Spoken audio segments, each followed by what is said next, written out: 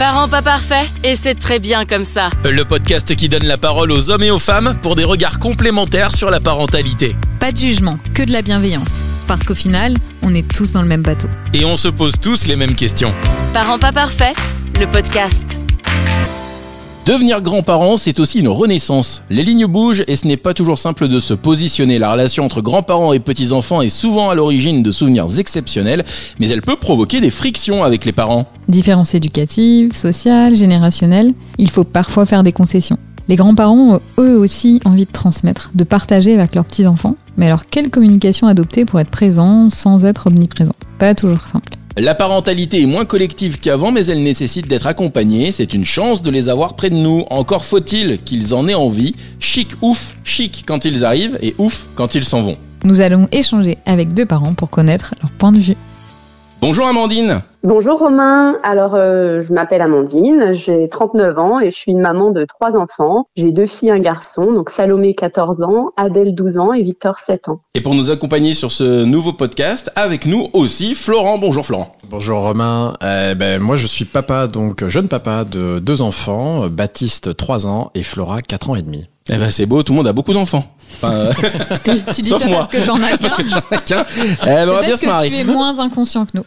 Peut-être. Je suis peut-être moins inconscient. Ah, ce nouveau podcast, on va parler des relations avec les grands-parents. Comment ça se passe chez toi, Amandine, la relation avec tes parents, du coup, qui sont les grands-parents de tes enfants? Et tes beaux-parents. Et tes beaux-parents, oui, je les oublie, mais ça, il y a les beaux-parents aussi, forcément. Oui, ça se passe bien. Après, évidemment, les enjeux sont pas les mêmes en tant que parents et grands-parents. Donc, moi, j'ai appris aussi à un petit peu prendre du recul parce qu'il y avait des choses parfois que je prenais peut-être trop à cœur. Mais est-ce que tu peux expliquer du coup? Oui, parce qu'on va creuser, Amandine. On va pas rester. On va gratter le vernis. Ah là là. C'est vrai que la posture d'autorité est pas la même. Le rôle n'est pas le même. C'est sûr que les grands-parents ont leur rôle à jouer dans la transmission de l'histoire familiale, des valeurs. Ils ont aussi un rôle éducatif, mais ils n'ont pas les mêmes enjeux. Et puis le rapport d'autorité est différent.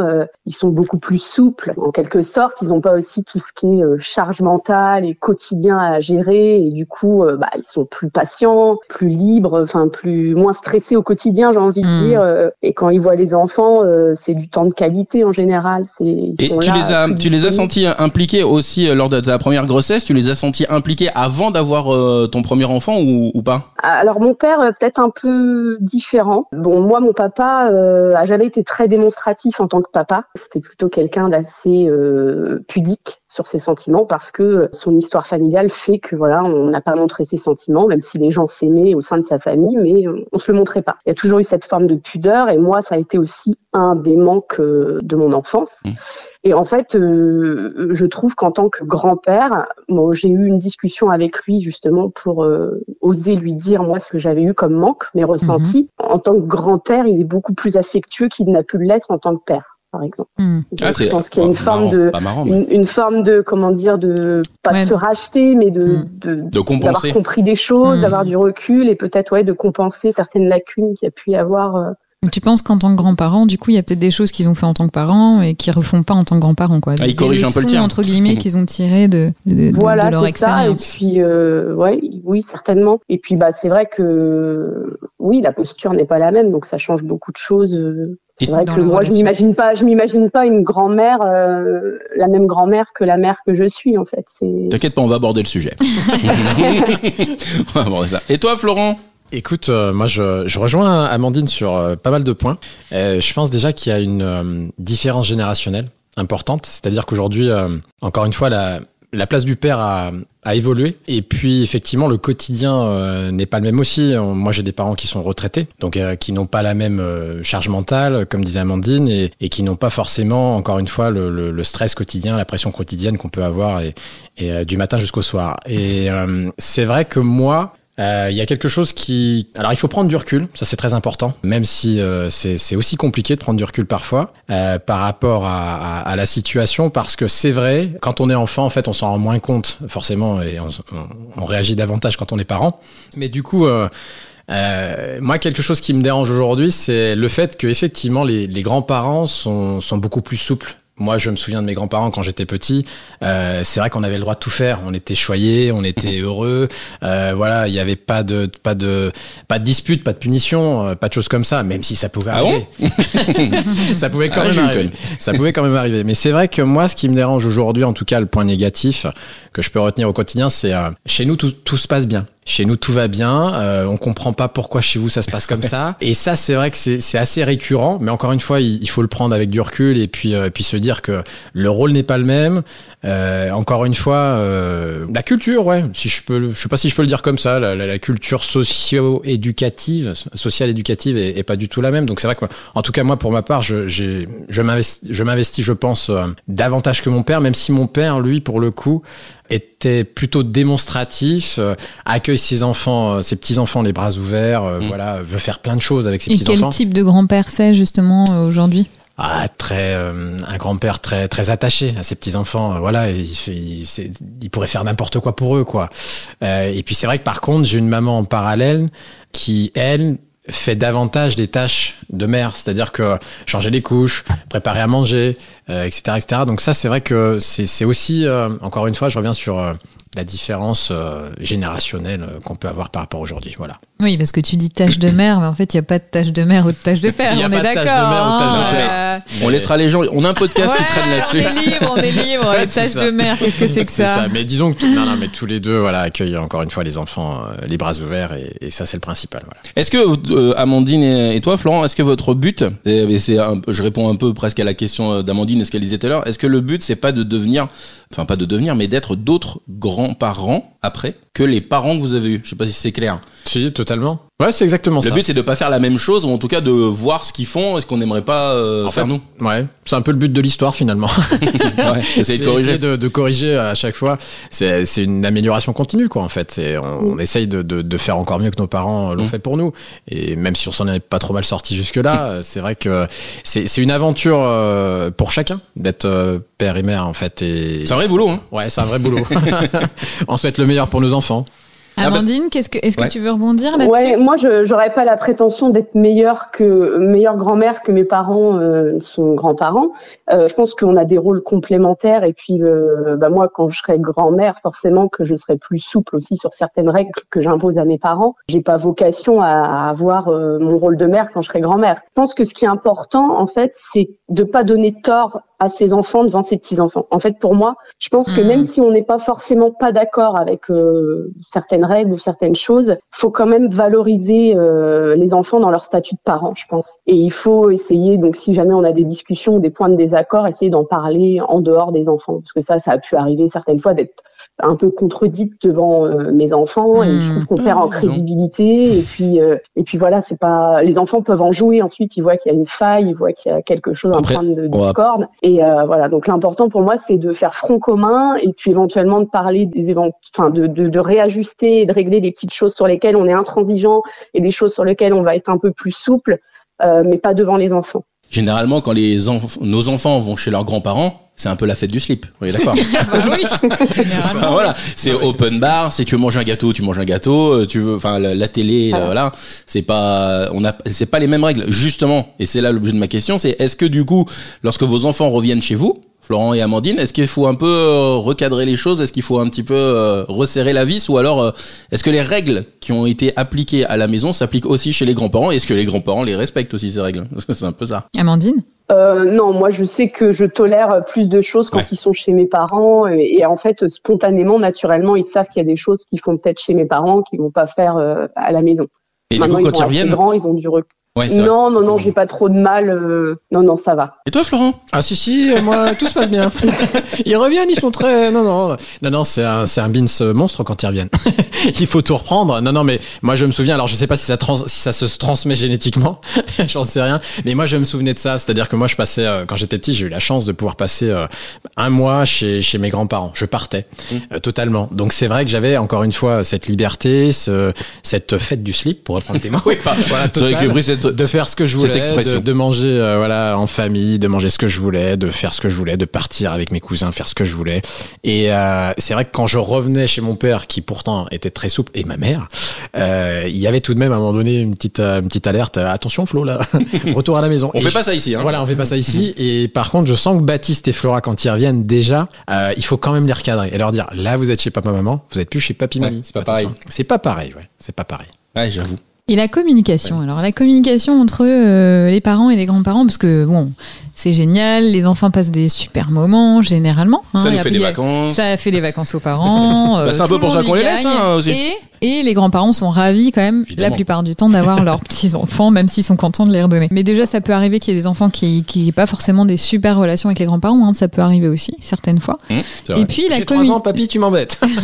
la communication, Non, en fait, on coupera ça. faut couper. Ah ouais, non. Non, le truc c'est que quand on a préparé le podcast avec Elodie, on en a parlé, c'est qu'il y a des grands-parents. Ouais. En fait, ils se disent c'est bon, nous on a assez donné Ouais. quand on était On n'a jeunes. pas forcément envie d'avoir nos enfants. On nous les met dans les pattes, on les garde gentiment parce qu'on est entre guillemets des grands-parents. C'est Mais si on pouvait éviter, en fait, ça serait pas mal. Et il y a Ouais. des grands-parents qui sont comme ça. Et Ouais. peut-être qu'on sera comme ça. Mais attends, on va y venir. Attends, t'inquiète pas. T'inquiète pas, on va y venir. Prépare les munitions, t'inquiète pas, tu vas décharger dans un instant. Et donc du coup, oui, il y a aussi des grands-parents qui estiment avoir eu des longues années à donner beaucoup à leurs enfants et qui n'ont pas forcément envie d'avoir soit des temps arrêtés où ils gardent leurs petits-enfants, soit que ce soit trop récurrent. Et donc parfois la communication, il y a des grands-parents qui sont très demandeurs, d'autres grands-parents à qui il faut aller demander, c'est pas toujours simple pour les enfants aussi. C'est une génération où les femmes travaillaient généralement, enfin voilà, c'est une génération qui est encore très active à la retraite. Puis il y a des grands-parents qui sont aussi pas encore à la retraite. Donc Amandine, comment on communique, alors que ce soit avec tes parents ou avec tes beaux-parents, pour les modes de garde, toi est-ce que c'était easy, au-delà des différences, comme tu as dit tout à l'heure, de pas se contredire devant les enfants, mais est-ce que la communication est toujours fluide? Comment ça s'est passé chez toi? Alors moi j'ai eu cette chance d'avoir mes parents et mes beaux-parents proches géographiquement et qui aussi étaient toujours très disponibles pour garder les enfants. Donc ça c'est vraiment, je me rends compte que c'est une chance parce Ouais, c'est vrai que ça aide. en discutant avec des amis, je me rends compte que c'est pas facile pour tout le monde. Donc moi j'ai eu cette chance-là. Après au niveau de la communication, pour moi j'ai toujours trouvé ça plus facile avec mes parents forcément parce que il y a moins cette barrière ou en fait, on a toujours peur quand on fait une remarque à sa belle famille, que ce soit un peu mal pris ou que les gens prennent ça un peu de façon susceptible ou qu'il y ait une forme de rivalité inconsciente entre la belle-maman et puis la belle-fille. Du coup, moi, j'ai toujours, essayé de faire appel au père de mes enfants pour quand j'avais des petites choses qui me titillaient un petit peu, voilà, pour lui dire écoute, essaie de dire ça ou essaie de je voulais pas faire d'esclandre, je voulais pas que ce soit mal perçu, mais parfois je trouve que c'est plus facile du coup pour le papa d'agir auprès de sa famille plutôt que à la belle-fille dans cette position-là, mais ce n'est que mon point de vue personnel. La communication n'est pas toujours fluide. C'est pas toujours easy d'aller transmettre des informations parce que du coup t'as quand même des différences éducatives, des différences d'histoire. Donc c'est vrai qu'avec tes parents c'est plus familier. Et puis c'est vrai que notamment quand on a son premier enfant qu'on confie, et c'est vrai que même nous notre façon d'élever le deuxième ou le troisième est totalement différente de la première fois. On est quand même des parents un peu plus stressés, un peu plus quand on a un premier, c'est le biberon 120 millilitres à telle heure et puis machin, tout ça. Donc, on transmet des règles et on veut qu'on les suive. Le grand-parent qui a du recul et puis qui dit oui, moi j'en ai eu 2. Enfin voilà, je sais comment ça se passe. Je sais comment faire. Et au départ, il n'a pas forcément. Et en fait, nous, après, il se trouve que on réagit aussi comme ça parce qu'on se dit oui, c'est vrai, c'est le deuxième, on sait comment. Enfin, mais tu veux dire que pour le premier, c'est tellement viscéral qu'il faut suivre les règles à la lettre, et après pour le deuxième et troisième, le recul arrive et donc du coup, on prend un peu de souplesse. On n'est pas forcément rassuré au départ quand la personne, le grand-parent nous dit oui, c'est bon. On aimerait entendre peut-être oui, t'inquiète. Je vais respecter les règles que tu m'as données. Voilà. Tu l'entends jamais. Mais ça, c'est peut-être important pour les grands-parents à entendre qu'au démarrage, ou nous en tant que parents, et puis quand on sera grands-parents, d'entendre qu'au démarrage, les parents, quand ils viennent d'avoir un premier enfant, c'est hyper important. Enfin, ils n'ont pas ce recul de grands-parents. Donc du coup, c'est peut-être. Alors après, des deux côtés, de faire un pas l'un vers l'autre, et peut-être que certains grands-parents entendent vraiment qu'il y a des choses importantes, puis que les parents se disent bon. Voilà. Oui, normalement, ouais. C'est pas évident. C'est vrai que c'est pas évident. Florent ? Ouais, pardon, Florent. Non, mais moi je rejoins un peu Amandine aussi sur le discours, mais c'est vrai que je peux comprendre complètement. En fait, on a éduqué, on a eu des enfants. Je me mets à la place de mes parents. On a eu des enfants. On a traversé une bonne partie de notre vie avec eux. On se retrouve à la retraite. Et du coup, effectivement, nos enfants ont fait des enfants. Et il faut aussi s'en occuper. Donc, ça peut être perçu d'un côté. Écoutez, et encore une fois, je l'entends et je peux le comprendre. On n'a pas envie forcément d'être quotidiennement embêté par les petits-enfants parce qu'on veut profiter aussi de notre retraite. On veut peut-être faire retrouver son couple, en fait, comme à ses 20 ans. On veut peut-être aussi profiter de la vie tout simplement. Donc, c'est vrai que ça peut être... il y a cette partie-là qui peut être, encore une fois... comprise et de la part des parents. Mais en parallèle, c'est vrai que moi, la communication... Je pense avoir eu la chance d'avoir des parents attentionnés à mon écoute et qui ont fait un enfant qui est plutôt bien éduqué. Par contre, c'est vrai que... Tu t'auto-congratules là, non, mais c'est vrai. Pas là pour non, mais ça. c'est pas ça. Mais on fera un podcast. Non, mais c'est vrai que après, aujourd'hui en communication, c'est quand même compliqué parce que moi, je suis plutôt une famille... je suis issu d'une famille qui est plutôt cool en termes de messages. C'est-à-dire qu'on va pas prévoir trop de choses à l'avance. Et puis sur l'instant T, bim, on y va, quoi. Donc, c'est-à-dire que, je donne un exemple, si le week-end prochain, là, on est jeudi, il faut garder les enfants, il n'y a pas besoin d'envoyer 36 textos. Le problème, c'est que ça marche pas comme ça aujourd'hui. C'est que quand on est parent, on est tous connectés sur le téléphone, sur les réseaux. On a tous, encore une fois, une charge mentale importante, une pression quotidienne. Donc, il faut anticiper. Et cette anticipation-là, moi, en tout cas, je pense que ça peut être compliqué à un moment donné d'envoyer trop de textos, de dire trop de choses, parce qu'on va se prendre la tête au final. Mais donc, il y a un juste milieu entre dire, tu prends les gosses ce week-end, sans trop donner d'informations, mais malgré tout, il faut qu'on donne des informations. Donc, c'est, encore une fois... Qu'est-ce qui coince alors du coup du côté de tes parents? Qu'est-ce qui fait que ça coince quand on leur pose une question et que du coup ils anticipent pas? Ça leur demande des efforts d'anticiper peut-être? Ouais, l'anticipation c'est pas le truc encore une fois et le risque c'est de braquer et de dire mais dis donc calmez-vous au niveau des informations. Ouais, mais en fait tu réponds jamais. Et en fait moi le truc à améliorer, je dirais vraiment c'est le soutien. Je sais plus comment tu l'as dit Amandine, mais c'est à un moment donné tiens mon fils, je sens que tu galères en ce moment avec ta femme, on va te prendre les gosses pour que tu souffles. Ouais, en fait, il n'y a pas de proposition, c'est toujours toi qui vas vers eux. C'est toujours moi qui je sens, va vers eux et j'ai peur à un moment donné de dire putain, je les embête en fait au final. Comment j'arrive à trouver juste une... ça me demande encore réflexion aujourd'hui. Mais du coup, pour rebondir là-dessus, est-ce que Amandine ou toi, Florence, c'est déjà arrivé que vous demandiez à vos parents de garder vos enfants et est-ce qu'ils ont déjà dit non? Non, mais ils n'ont jamais dit non. Ouais. Ils n'ont jamais dit non. Non, c'est vrai. Non, ils n'ont jamais dit non. Mais comme je disais... moi, c'est pareil. Ma mère, elle n'a jamais dit non. Pareil, ouais. Ma mère a dit non. Ma mère, moi, a dit non, mais a dit non avec quelque chose, parce qu'elle avait quelque chose de prévu. Oui, un argument, parce qu'après, ça peut s'entendre d'avoir des choses de prévues. On n'est pas obligé de dire oui tout le temps. Alors, je vais préciser ma question. C'est, est-ce qu'ils ont déjà dit non en disant... qu'ils étaient dispo. Ouais, on est dispo, mais là, pour le coup, pas de mentir, on n'a pas envie, quoi. On a envie de profiter un petit peu de notre retraite. On a assez bossé, on a élevé des enfants, maintenant, on profite un peu. Et je pense que, est-ce que quand on est en position de grands-parents, parce que aussi, faut y réfléchir comme ça, est-ce que quand on est en position de grands-parents, on peut se permettre de dire non à ses enfants? C'est ça la question. Amandine, Florent. Alors peut-être Amandine d'abord, qu'est-ce que t'en penses? C'est vrai que j'ai pas été dans cette situation-là. J'avoue que c'est. Si tu te projettes, la question est légitime.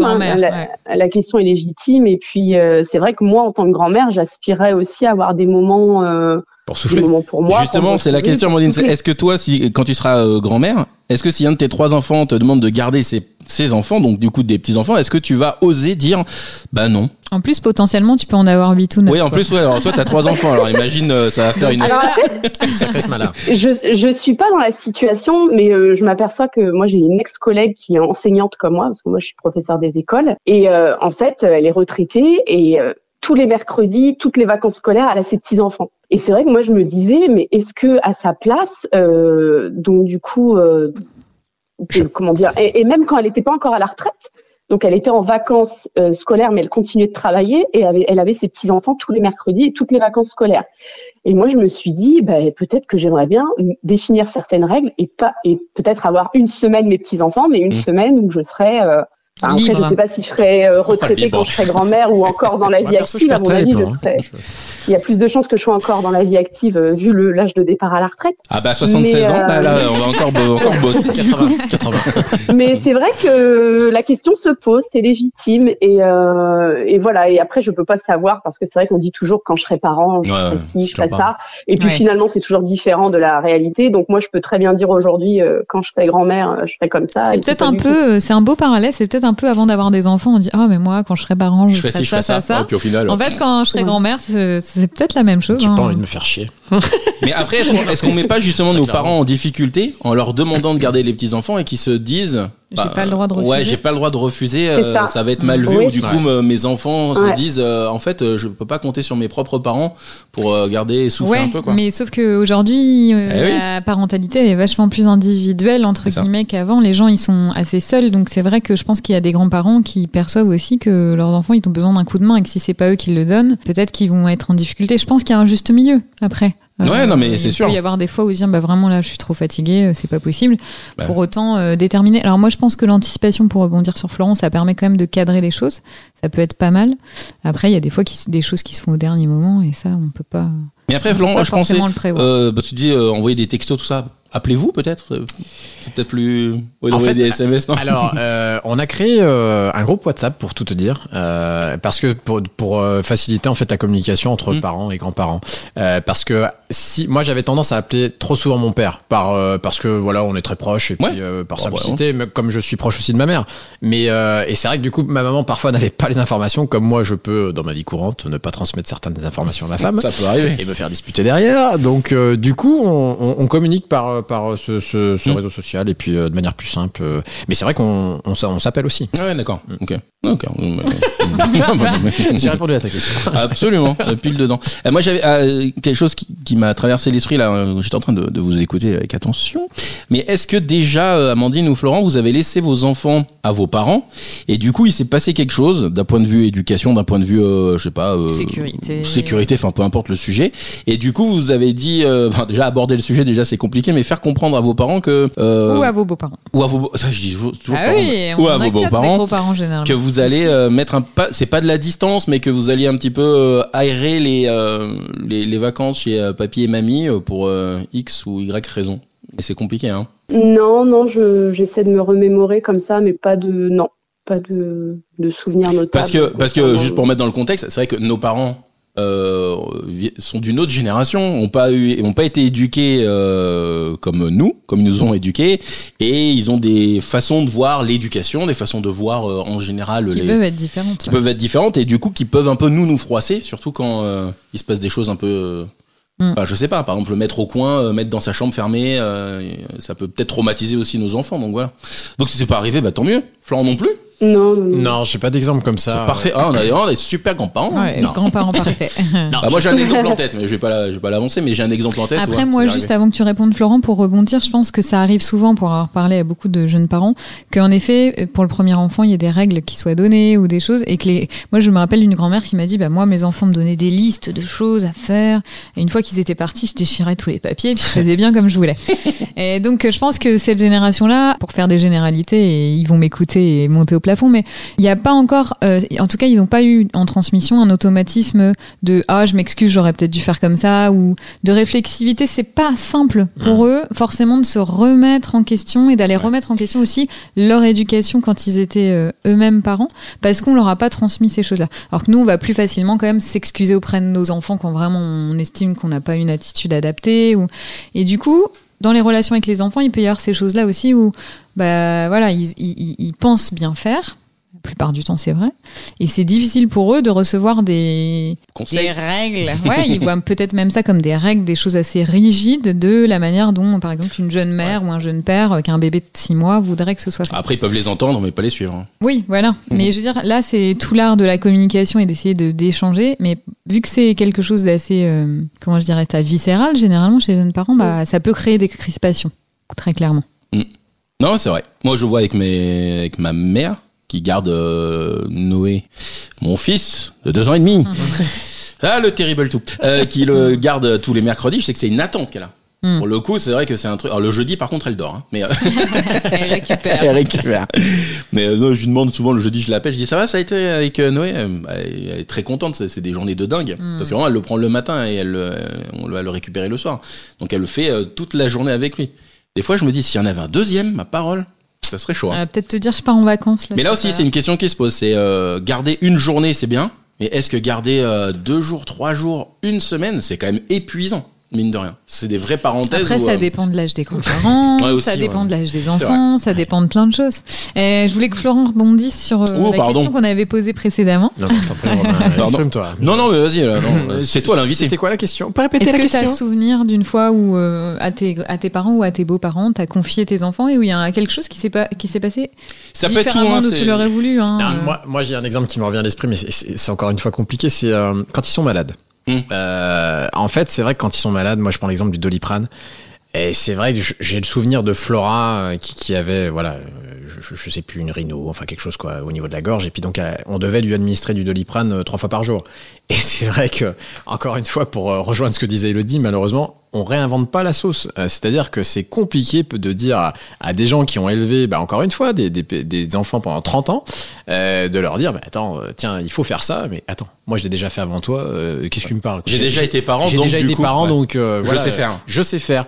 Et effectivement, non, c'est vrai que parfois, et certainement, alors sur la déconnade, encore une fois, mais t'as donné le Doliprane, mince, on a oublié, mais par contre on l'a donné une fois ce matin, quoi. Voilà. Bon. Pire, non, j'ai donné 6 fois. Non, il a j'ai donné j'ai donné le tube. Voilà, non, mais c'est juste ça. Mais encore une fois, moi, je le comprends totalement et c'est pas évident. C'est pas évident. C'est pas évident d'être grand-parent, en fait. Ouais, c'est pas évident de devenir grand-parent. Trouver sa place déjà. Ouais. Trouver sa place. Parce qu'il y a des grands-parents. Souvent, en plus, dans les couples, quand t'as alors du coup, à ton stade, une mère et une belle-mère, mais qui ont pas la même relation avec ton enfant. Oui. Alors qu'il y en a une qui est vachement proche, l'autre c'est pas forcément distante, mais qui en tout cas voit pas le rôle de grand-mère de la même façon. Manière. Ouais. Du coup, c'est vrai que ça peut décaler un peu les choses et tu peux te dire, il y en a une des deux en fait qui pâtit un peu d'être plus, enfin que l'enfant soit plus présent en fait chez l'une ou chez l'autre. Donc du coup, c'est vrai qu'à équilibrer, c'est compliqué. Après, je sais pas si c'est autant facile d'être une grand-mère paternelle que d'une grand-mère maternelle. Ah. Je sais pas si je me fais comprendre. Vas-y, dis. Mais moi, je sais que j'aurais peut-être plus de facilité à réclamer les enfants de mes filles que de mon fils, sachant qu'il y a la belle-fille. Je sais pas, peut-être que c'est une idée que je me fais et tout, mais je me dis, des fois, le lien avec sa mère-fille est peut-être, après, je fais pas de généralité, mais plus fusionnel ou plus complice. Et du coup, les relations avec les grands-parents maternels sont parfois plus proches. Après, c'est pas une généralité. Moi, je parle pour mon cas personnel en tant qu'enfant vis-à-vis de mes grands-parents et pour mes petits-enfants qui sont très proches de leurs grands-parents paternels, qui sont extrêmement présents aussi. Mais il y a malgré tout, au niveau de l'affection, j'ai l'impression des liens plus complices, plus développés du côté maternel. Après, voilà, je sais pas si c'est pas une généralité, je pense pas. Et justement, je vais rebondir sur ça. Quel type de grand-mère tu penses être plus tard, Amandine? Est-ce que tu vas être une grand-mère qui va ressembler à ta mère actuelle ou à ta belle-mère? Je vais corriger. Ou alors est-ce que tu penses que tu vas corriger des choses et que tu vas réussir en fait à être meilleur encore, et c'est un petit peu ça le but de la vie, c'est de s'améliorer à chaque fois et que chaque génération s'améliore par rapport à la précédente? J'aimerais bien être une grand-mère qui partage beaucoup de choses avec mes petits-enfants, qui transmettent des valeurs et être dans la bienveillance et créer ce lien de confiance et éventuellement que mes petits-enfants soient libres et n'aient pas peur en fait de se confier j'ai envie d'être un peu comme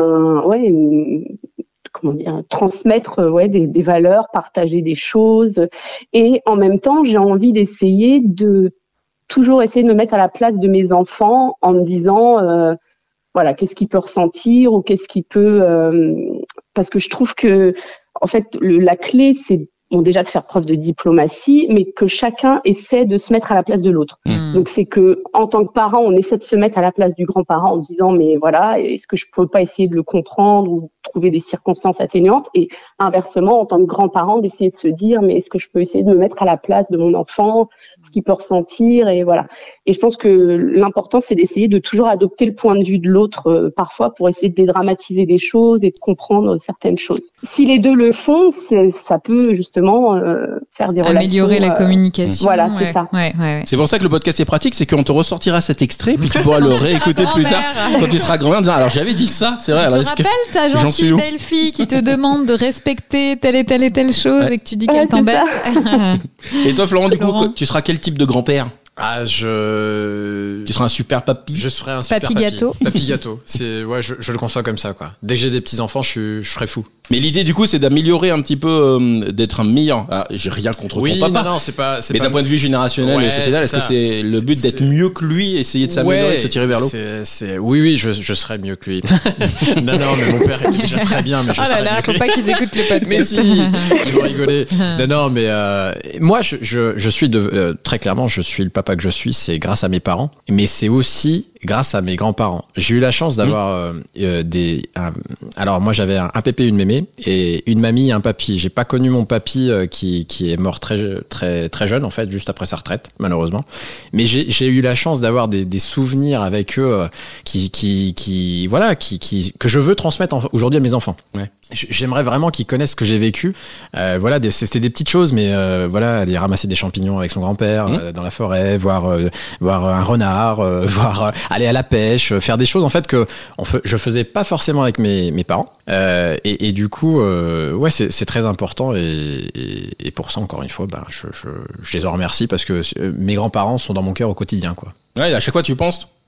Le truc aussi c'est ça, c'est de se dire est-ce que comment peut-être comment auraient fait mes grands-parents s'ils étaient encore là aujourd'hui avec moi, et du coup comment moi je pourrais faire si c'est pas français ce que je raconte, là, t'es en train de penser à voix haute. Ouais. Non mais le fond de l'idée c'est ça.